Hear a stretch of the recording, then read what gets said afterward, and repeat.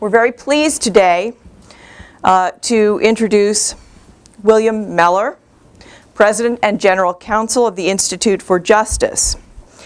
It's an organization which he co-founded. Mr. Mellor litigates cutting-edge constitutional cases nationwide protecting economic liberty, property rights, school choice, and the First Amendment. He was recently described by Inc. magazine as one of Washington entrepreneurs' best friends. Under his leadership, the Institute has won 2 U.S. Supreme Court victories, one upholding Cleveland's voucher program and the other striking down New York's prohibition on interstate wine sales. Mellor is also responsible for breaking open Denver's 50-year-old taxi monopoly, ending the funeral industry's monopoly on casket sales in Tennessee, defending New Jersey's welfare reform, drawing national attention to eminent domain abuse through the now infamous Kelo U.S. Supreme Court case, and launching the Institute for Justice Clinic on Entrepreneurship at the University of Chicago. He has teamed up with University of Chicago Professor Richard Epstein on amicus briefs in 8 property rights cases before the U.S. Supreme Court. William Mellor's articles appear in such outlets as the Wall Street Journal, the Washington Post, the New York Times, USA Today, Financial Times, the Los Angeles Times, Chicago Tribune, name them all, Washington Times, Philadelphia Inquirer, New York Sun, Boston Globe, New York Post, Forbes, National Law Journal, Reason, National Review, Investors Business Daily, and on ABC, NBC, CBS, CNN, The Today Show, and numerous other radio and television broadcasts and publications. Mr. Mellor, who for reasons maybe he can explain or not, is known as Chip, is a board member of the Property and Environment Research Center, the nation's oldest and largest institute dedicated to original research that brings market principles to resolving environmental problems. So please welcome Mr. William Mellor, Chip Mellor of the Institute for Justice.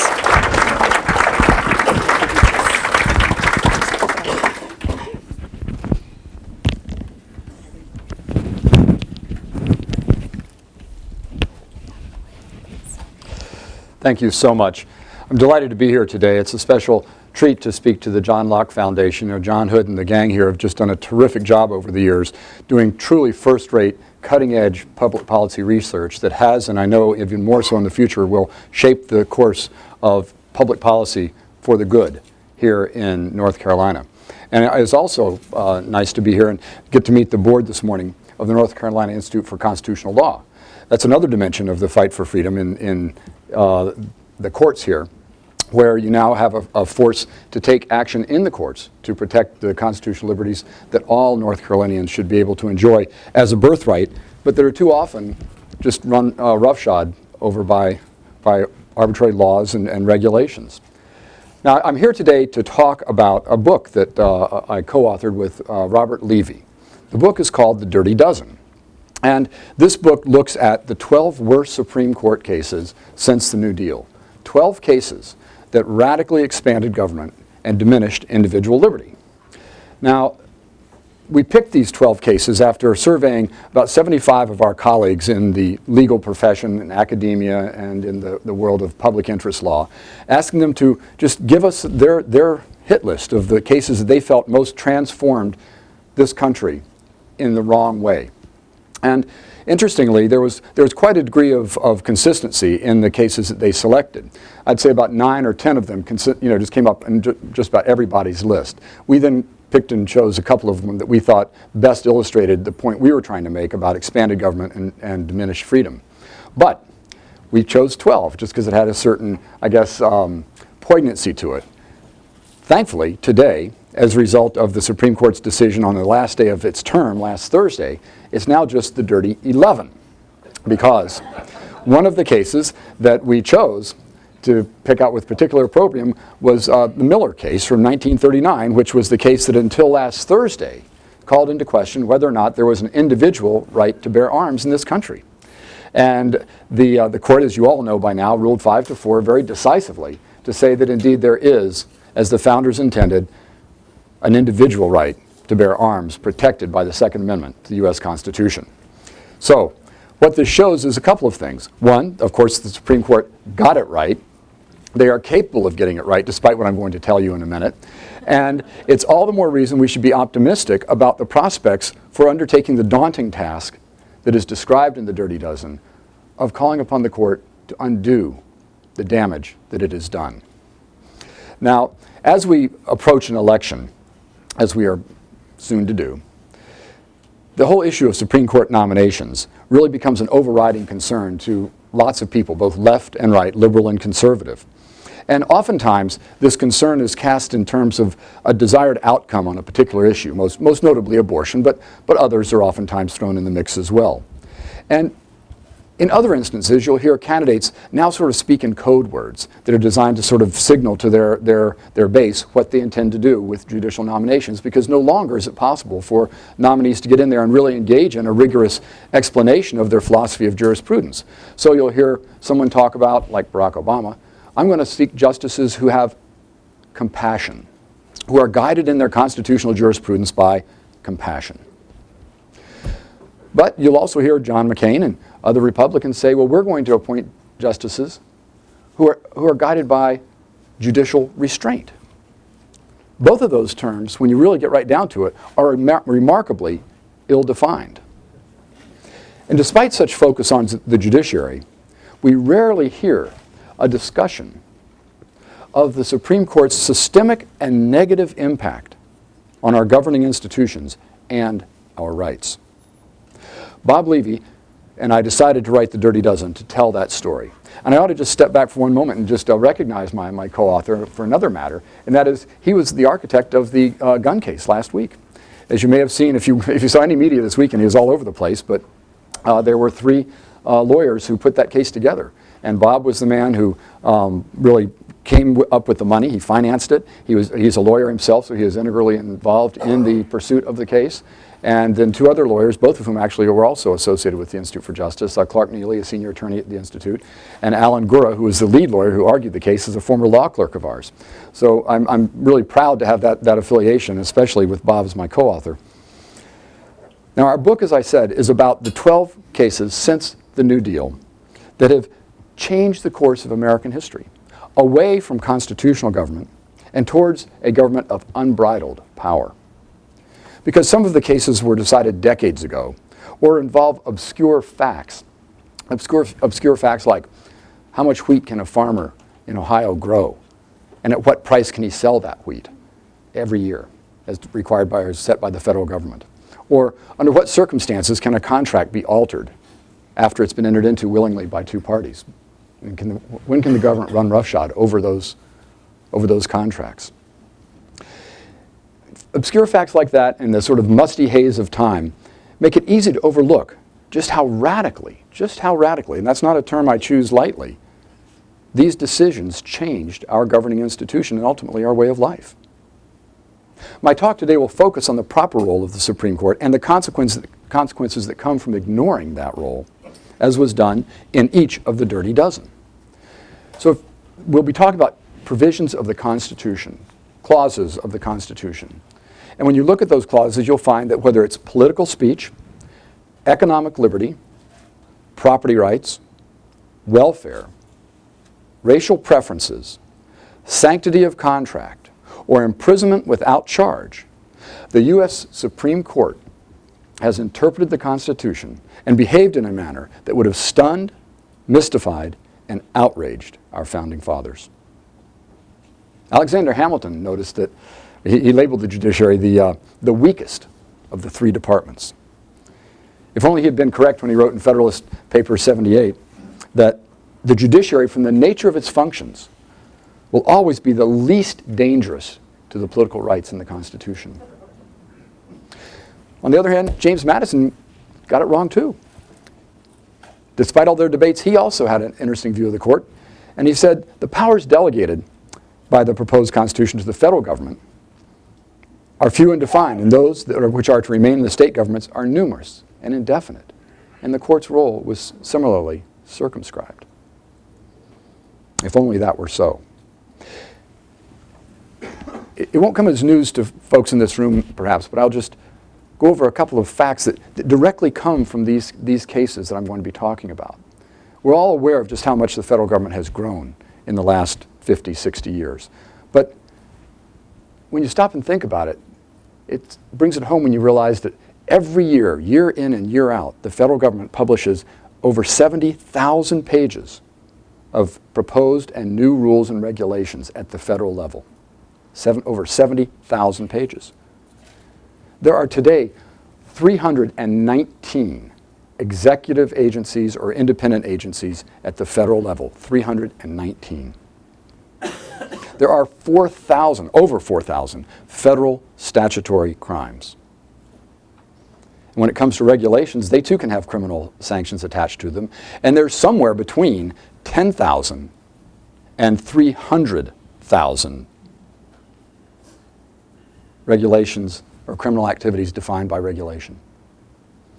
The mere ambiguity of that number should give you some sense of how out of control this bureaucracy has become. That, of course, is not the way America was meant to operate. From our founding, we were supposed to have a government of limited power and maximum freedom to the individual. Instead, we have been afflicted by a vast enlargement of federal power, condoned, indeed enabled by, the Supreme Court. All of those facts I just told you come directly or indirectly from the cases we've described in the Dirty Dozen. Now, the Constitution describes the relationship between the individual and the government, and the federal government, as many of you know, is accorded limited, enumerated, and separated powers. That, of course, means that if the power is not granted explicitly in the Constitution, the government has, at the federal level, no authority to engage in that action. Individuals, on the other hand, enjoy natural rights, some of which are specified in the Bill of Rights, the rest of which are retained by the people. In the words of my friend and colleague, Professor Randy Barnett at Georgetown University Law School, the Constitution is animated by a presumption of liberty. That should be the starting point for any judicial inquiry into constitutional matters. The Constitution is, you learn quickly in law school, is not to be changed except by amendment, right? And that is a deliberately arduous process. So arduous, in fact, that since 1791, when the Bill of Rights was added to the Constitution, from that point on, the Constitution has only been amended 17 times. But profound changes have occurred in another way.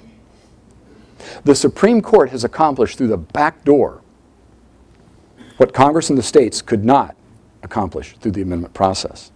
By misinterpreting the cases that we describe in the Dirty Dozen, the court has effectively amended the Constitution. The words in the Constitution remain the same. If you go there and look, you'll see the same words that our founders wrote. But the meaning of key words throughout that precious document have been profoundly altered by the court. And in doing so, the court has radically expanded government and curbed individual rights in a manner never intended by the framers, with serious implications for all Americans. Seldom does the ratchet of the court's decision work in the way towards greater individual liberty. To the contrary, the court has further and further restricted freedoms that Americans should enjoy as a birthright. So much so that today, instead of a presumption of liberty, the court is commonly guided by presumption in favor of government authority. Perhaps some of the amendments engineered by the Supreme Court would have been ratified if constitutionally prescribed procedures had been followed. Perhaps not. The thing is, we'll never know. What we do know is that the framers intended the elected representatives of the people, not the Supreme Court, to change the Constitution if and when it needs to be changed. Instead, a court of unelected justices with lifetime appointments has rewritten the Constitution without input from or accountability to the people of the United States. So you ask, how can the court ignore the text of the Constitution? The words are there, right? The words are right there. Maybe they get them wrong here or there once in a while, but how can they just seem to consistently ignore or rewrite those words? Well, there's two kind of diametrically opposed points of view that make this possible. For the liberals on the court, they often adhere to what's called the theory of the living Constitution. Maybe you've heard of that. Justice Stephen Breyer is a prime proponent of it. And the living Constitution is taught as the dominant theory of constitutional analysis, I suspect, in most law schools today, certainly most elite law schools. And that theory allows the justices to look around and say, how do we make the Constitution malleable? Malleable, that's the term that's often used, so we can interpret it in light of new circumstances. How can we get this flexibility that we, as the enlightened deciders of what's good, how do we interpret the Constitution so that it changes with time? In fact, this is not just me making up those kinds of words. Listen to Justice Breyer describe them in his own words. He says the living Constitution is one designed to provide a framework for government across the centuries. That sounds okay. A framework that is flexible enough to meet modern needs. Our constitutional system, says Breyer, requires structural flexibility sufficient to adapt substantive laws and institutions to rapidly changing social, economic, and technological conditions. What else is there? Well, under such an approach, modern liberals generally reject the notion that courts have a serious role at all to play in protecting economic liberty or property rights. Indeed, during recent decades, liberal courts, urged on oftentimes by activist groups, have issued numerous opinions vindicating the expanded scope of economic and property regulation. Having achieved a judicially sanctioned regulatory state, liberals now espouse the benefits of democracy and often favor letting the political processes operate unimpeded by court oversight. Meanwhile, the court's conservatives cannot escape their share of the blame. They selectively recognize textual constraints on federal power, but rarely when that power is used to enforce criminal law, balance national security and civil liberties, or impose restrictions on private moral or social behavior. Reacting to the perceived excesses of the Warren Court and the ability of liberal interest groups to advance their agendas through the courts, conservatives have increasingly come to view the courts with suspicion, at times verging on outright animosity. Too many conservatives demand that the courts indiscriminately defer to, actually the term I think is more accurate is rubber stamp, the decisions of Congress, state legislatures, and the executive. That deference, coupled with an allegiance to precedent, means that conservatives are rarely willing to overturn prior cases, leaving entrenched the very foundations of the regulatory state that they rail against. In practice, judicial restraint, remember that term? Judicial restraint has mutated into judicial pacifism with predictable results. More government power and fewer constitutionally protected individual rights. Such blanket judicial deference effectively removes the courts from the carefully crafted system of checks and balances designed to prevent abuse of power. Thus, without realizing it, liberals and conservatives have been working from opposite ends of the political spectrum under opposing rationales and reaching the same result: expanded government power. Now, both liberals and conservatives take comfort in the notion that legislatures can and will respond to the will of the public and make informed policy decisions as public sentiment dictates. Well, hopefully that's true. Sometimes perhaps it's true, but though appealing in principle, that trust in the democratic process ignores realities inherent in today's governing institutions. Through gerrymandering and campaign finance laws, elected representatives are increasingly insulated from the will of their constituents. Meanwhile, many policies, especially at the state and local level, are enforced by unelected, unaccountable agencies, boards, and commissions. And what's more, as public choice theory has shown, and as reality shows time and again, politically powerful special interest groups often capture the regulatory process to keep out competition and gain control over property that doesn't belong to them. In the absence of judicially imposed limitations on executive and legislative power, protection of individual rights is ever more dependent upon the self-restraint of governing institutions, a commodity that is in chronically short supply. In such a climate, the court's role in reviewing the constitutionality of laws becomes especially important. When the legislative or executive branch exceeds its limited enumerated powers, the court has the authority, indeed it has the duty, to declare that exercise of power unconstitutional. Without judicially enforced constitutional constraints, perverse incentives lead inexorably to the expansion of federal power and the contraction of personal freedoms. That dynamic is evident in each of the cases that we discuss in the Dirty Dozen. Whether the constitutional provision is the Commerce Clause, which has been amended, the Takings Clause, which has been effectively amended, the Due Process Clause, likewise, Contracts Clause, or the General Welfare Clause. In area after area, the current constitutional debate at the Supreme Court level, as a result of these decisions on these provisions, is whether there should be any real limits on government power. Time and again, you will hear cases presented to the court these days as seeking to simply establish the outer boundary of the federal authority under the Commerce Clause, the outer boundary of federal authority under the general welfare provision. And all too often, even those fail and fall into just murky ambiguity. Now, what are some of the cases that we talk about that created this problem? How many of you have heard of Rickard versus Filburn, the case involving wheat? Some people get that in law school, but even in law school today, many folks don't. A simple case, you would think, because the Commerce Clause was intended to prevent the erection of barriers between states that would interfere with trade. The idea being that commerce could regulate trade amongst the states. Well, that was pretty much the way it was handled, with minor variations perhaps, for about 150 years. Along comes the New Deal.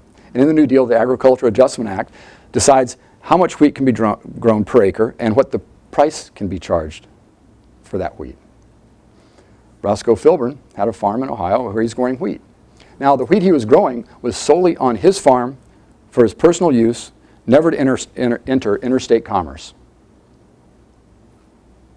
And yet, the court upheld the fine that was assessed against him because he happened to grow more wheat than he was allowed under the act. More bushels per acre. He was a successful farmer, in other words, for his own use. But the Commerce Clause was held to grant the government authority to penalize him in that respect because, the court reasoned, his growth of wheat and use of his own wheat on his own property meant that he would forego buying wheat that was otherwise in interstate commerce and thereby indirectly affect interstate commerce. And if people did that in the aggregate, that would have a substantial effect on interstate commerce sufficient to cause concern. Well, that seems like a weird set of facts that maybe it'd just be limited to the farmers or to wheat growers or to the New Deal. No. That ushered in the vast expanse of the federal police power so that today there's virtually no economic regulation so local that it can escape federal oversight. Almost none. I mean, I don't know of any. There was a little flurry of activity in the 1990s where they were trying to establish the outer boundary of the Commerce Clause power. You may have heard about the cases involving whether or not a law that outlawed guns in a school zone could be passed by Congress. And the Supreme Court said, no, that doesn't affect interstate commerce. That is the outer boundary. And conservatives and libertarians cheered because that seemed like finally the court was going to start reining in. Nope, hasn't happened. Since that time, they've gone back to business as usual. So today, those 4,000 crimes and those regulations I was talking about, many of them come directly from the Rickard case. How about Helvering versus Davis? Helvering versus Davis, 1937. Now, I bet almost nobody goes to law school today and reads about that case. And yet, it upheld a program that affects everyone in this nation, the Social Security Act. It upheld the constitutionality of the Social Security Act. Now, whatever you think about Social Security, you may think it's the great Ponzi scheme, you may think it's some wonderful government program. But again, that decision has gone far beyond just that one act. Because what it did was take the General Welfare Clause, which is just a very ambiguous clause in the Constitution that provides the authority for Congress to take care of to promote the general welfare, and apply to that concept the authority for Congress to use its taxing and spending authority without constraint to promote whatever Congress in its ultimate wisdom decides is in the general welfare, and engage in explicitly redistributive practices. That case made possible the redistributive state that we have today. And of course, a case that's near and dear to my heart since the Institute for Justice pursued it was the Kelo versus New London case.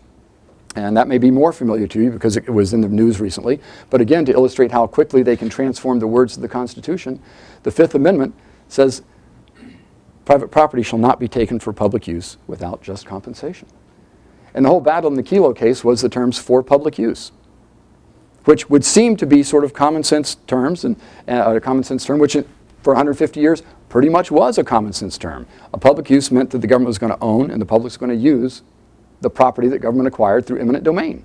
So roads, post offices, military bases, parks, schools, those were all valid and upheld uses of eminent domain. But gradually, since the New Deal, the Supreme Court began changing the meaning of public use. It went from public use to public purpose. You'll still see public use in the Constitution, but the words that the court now uses aren't public use, it's public purpose. Does that make much difference? Well, in fact, it does, because what started out as a public purpose of removing slums and difficult neighborhoods, then sort of morphed into blighted neighborhoods, the definition of blight being entirely in the eye of the beholder, then not so blighted, and then in the Kelo case, perfectly fine neighborhoods that were coveted by developers and politicians for no other reason than they wanted to make a different use of that property, a property that they claimed would generate more taxes or produce more jobs, and that was deemed sufficient to be a legitimate public purpose that would uphold and legitimize the taking of private property. So my point then is to challenge folks to think about this a little differently, because I would submit that in important respects, despite all the controversy you hear about particular cases, in important respects, judges have stopped judging.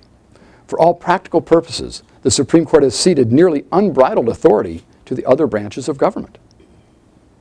For all who cherish liberty, business as usual is not acceptable. We have really two courses of action available to us, and they're not mutually exclusive. We can look to the Constitution and follow the procedures that the Founding Fathers put in there to amend the Constitution. And we can go back to all those many clauses that I described as having been amended by the Supreme Court. And we can go back in there and we can just put little parentheses after each one of those and say, and we really mean it. And let that be the way we amend the Supreme Court, or amend the Constitution. Or we can call upon the court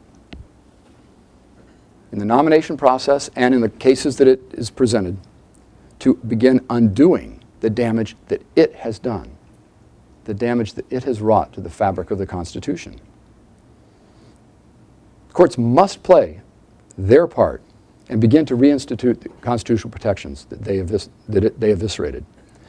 Judicial activism and abdication of the court's proper role have read precious rights out of the Constitution.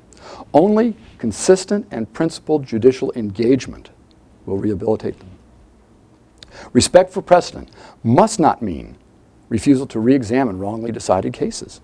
Instead, the court must fulfill its responsibility to recognize and uphold constitutional constraints on government power, while at the same time making any adjustments as smooth as possible. So, I'm not suggesting that courts suddenly become a super legislature, far from it. I'm not suggesting that the courts are the best and the only place for policy resolution. What I'm saying is that they have a place at the table that's vital. And once they have that place at the table, then our checks and balances system can operate the way it should. Liberals, conservatives, libertarians, socialists, all the rest can get together and argue vehemently with their, in the legislative circles about the policies they want their elected representatives to implement. Wishes of the majority can prevail while rights of the minority are protected. And of course this won't happen overnight. The court decisions that created the problems we describe in the Dirty Dozen took decades to make and the consequences to unfold. But the magnitude of the task is in itself a call to action. The court must begin somewhere. And overturning any more of the Dirty Dozen would be a great place to start. Thank you.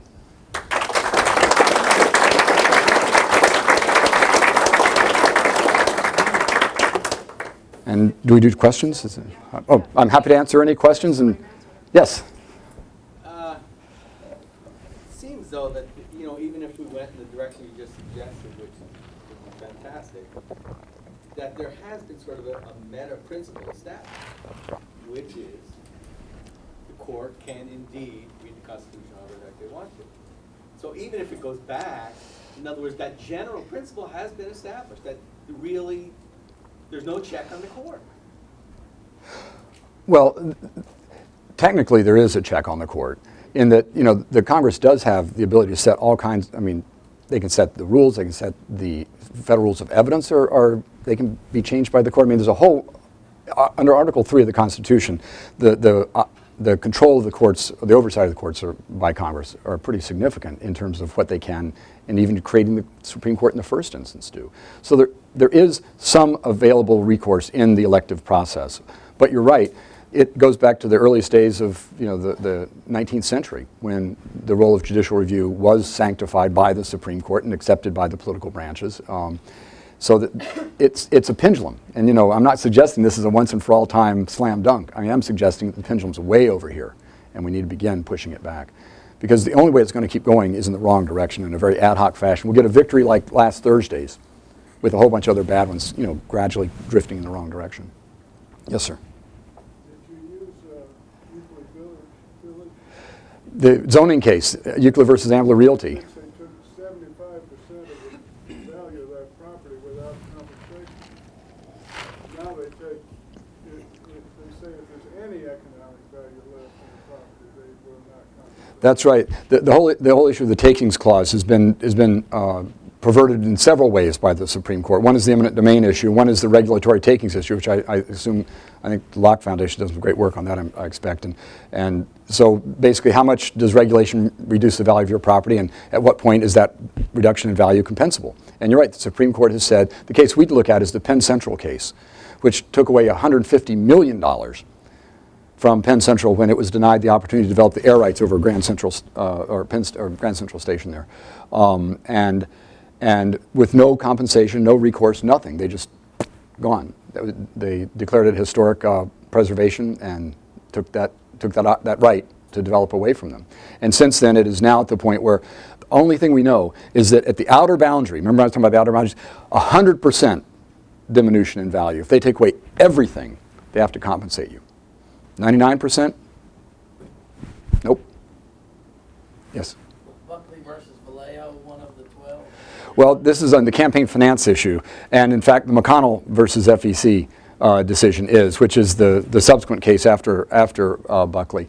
And the whole notion that right now political speech is under attack in a number of ways, but nowhere more so than in the realm of campaign finance reform, which in fact is used increasingly as a partisan tool to suppress rather than foster political debate. And that's to think that the Supreme Court in the McConnell case was willing to say that the First Amendment would indeed be sacrificed on the flimsiest of pretexts. Remember that the standard that was established in Buckley and then reaffirmed in McConnell is that, first of all, while money is not inherently the root of all evil, it's pretty darn suspect. And anytime you have corruption, which we may think we know, although that even gets interesting, sometimes to decide what's a quid pro quo, but corruption or the appearance of corruption is now sufficient to justify all these sweeping campaign finance reforms, which those of you who've ever experienced them or had the misfortune of experiencing them will know that rapidly to engage in oftentimes the most reasonable and traditional grassroots activism, much less run for office, you now basically have to have an accountant and a lawyer by your side, because the penalties that you're subjected to can be quite draconian, including jail time and massive fines, all for making your views known and pooling your resources oftentimes to try and persuade the outcome of an election or get an initiative or a ballot measure passed. So the McConnell case is one of the worst. Thankfully there, we've got under the current 5 votes on the Supreme Court in the conservative bloc, a real skepticism and I think a real receptivity to not necessarily overturning McConnell anytime soon, but beginning to look at ways in which they can cabin off what would otherwise be the logical excesses that would immediately flow from it. On that, can you talk about the them striking down the millionaire's amendment, and how do you see that? Well, the Millionaires Amendment allowed people to self-finance for their own elections, and that was, and that was attacked as being, again, this notion that there's too much money in politics and that somehow presents an unfair, corrupting influence into the process. And the court said no, that people who do self-finance like that can, in fact, do so, and the campaign finance laws cannot prohibit that. And in doing that, a couple of positive notes occur. One is, as I'm suggesting, it revealed a continuing jaundiced eye that the court's ready to turn towards sort of all these extensive and creative applications of campaign finance and begin to restrain it a bit. And second, they looked at the notion that money in itself is not corrupting. You know, and while money is, they don't make money speech, which is what, you know, I think oftentimes it really is. They sort of pull back a little bit from the taint that money has in politics as well, which I think is encouraging in that context. Art? In the Second Amendment gun case that just came down, Scalia referred to original meaning. Mm-hmm.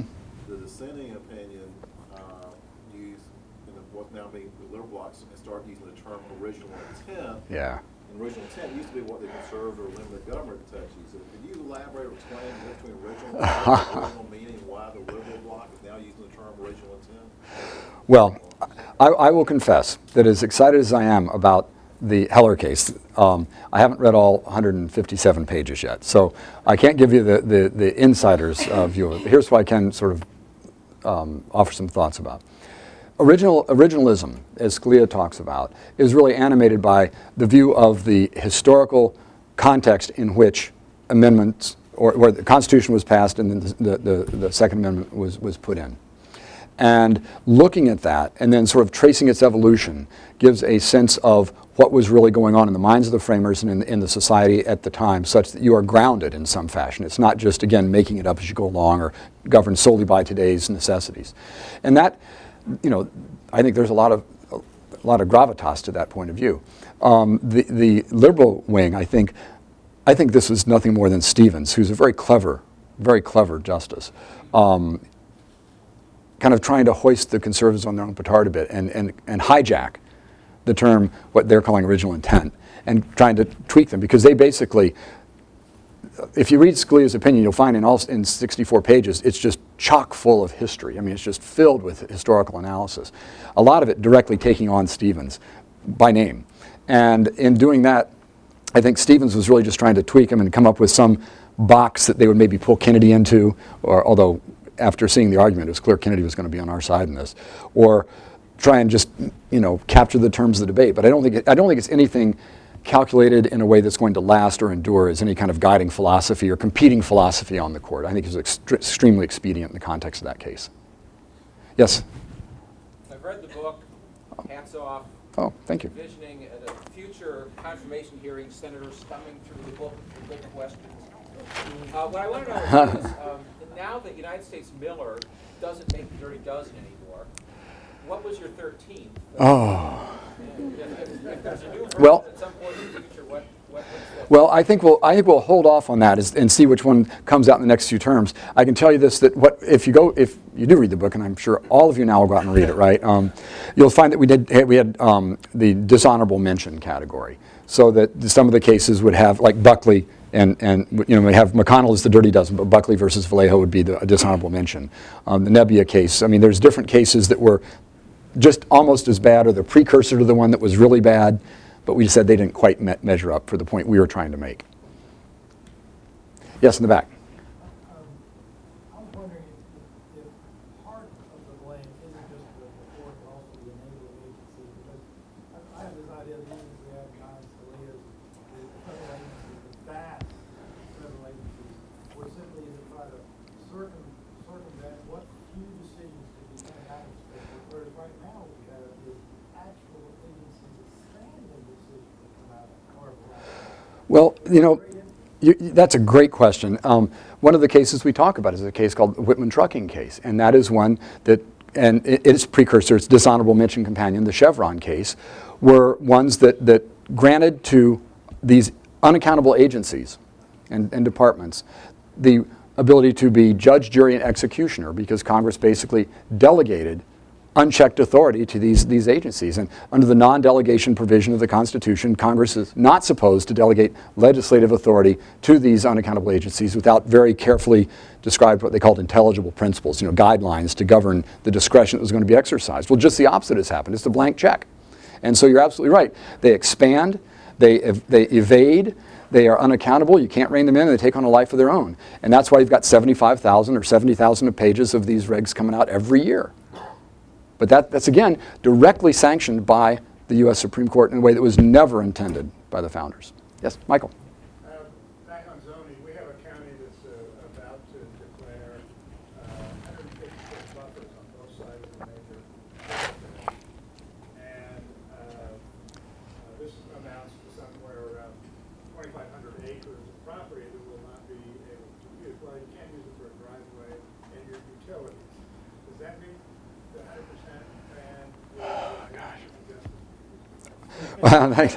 Well, we always welcome inquiries. And this whole issue of regulatory takings, which is what this would fall under, gets so convoluted that I'm almost reluctant to start getting into it, because what they start looking at are bundles of rights, like how many you've got. When you own your property, it's not just something, it's not one thing, it's a bundle of rights, your expectations for future use, what you're doing with it right now, reasonable investment-backed expectations. I mean, they have all these terms they throw in there. And you can take some of the sticks out of the bundle and it's not a taking, or you can reduce the value slightly or a lot and it's not a taking. 100% of a portion is, that's probably not a taking as long as you've got the rest of the property. Wrong answer. I know. Yes, sir. I went to law school about 30 years ago, and I can agree that the prominent theory in constitutional law is situational ethics, flexible approach, or evolving standards, or whatever you want to call it. That hasn't changed. I think the thing that I've noticed, though, in the past 30 years that's most disturbing is that not just average citizens, but even lawyers haven't any familiarity at all with founding documents. They haven't even read them. Not only have they not read them, they're not taught anymore. I think about 2 months ago, we had a young lady here who talked about the curriculum in the state of North Carolina. You can go from kindergarten through 12th grade in the state of North Carolina and never have been required to read either one of the founding documents. They'll teach you about them, which Right. is to say they'll make up the fairy tales that now animate the Supreme Court and our legislatures and most of our citizens. People don't know what they're losing because they've never been taught what they're supposed to have. So how do you operate in an environment where 85 or 90% of the population is completely out of touch? Don't we have to go back and educate? Yes. And do it consistently and over time? Yes. I mean, there is no substitute to that approach. I mean, until the young folks are exposed to an in-depth appreciation of the Constitution, there's no foundation on which you can build. We did, I will say, include the Constitution, a copy of it, in the Dirty Dozen for exactly that reason, so that folks who had it could make a quick reference to it. Send a copy to each one of the 4 or 5 members of the Supreme Court. No, not yet. I'm just wondering, I keep a copy of the Cato Institute one with me, and I've often thought maybe I should just put this in an envelope. Yes. Yes, in the back. One comment and then my question to respond to you. There's a wonderful set of books called The Founders Constitution on Phil Crone and Ralph Werner, University of Chicago Press. It's 2 volumes, done in the mid-1980s. And what they did was they took the text of the Constitution, every clause, every line, and then they gave you every bit of 17th and 18th century evidence, letters, Federalist Papers, every, it was a, you read it and it's just you're immersed in 18th century life, so you do have a sense of that reality as opposed to the tragedy of common law in the law schools today. All they do is teach cases. Yeah. Well, I mean, that's the problem. You have to teach 18th century history in a very sophisticated way before you can talk about anything about it. And most law students are trained to be technicians, they're not trained to be lawyers. That's right. My question is, in your counter strategy about what to do to undo the damage, how will you bring along and how will you articulate stare decisis in terms of how aggressive you're going be in trying to overturn bad decisions. And that's because one of the problems with stare decisis is some on the right will defer to bad decisions once they become Right. part of settled expectations, and it inevitably ratchets. That's exactly right. And I can only tell you what we do at the Institute for Justice very briefly.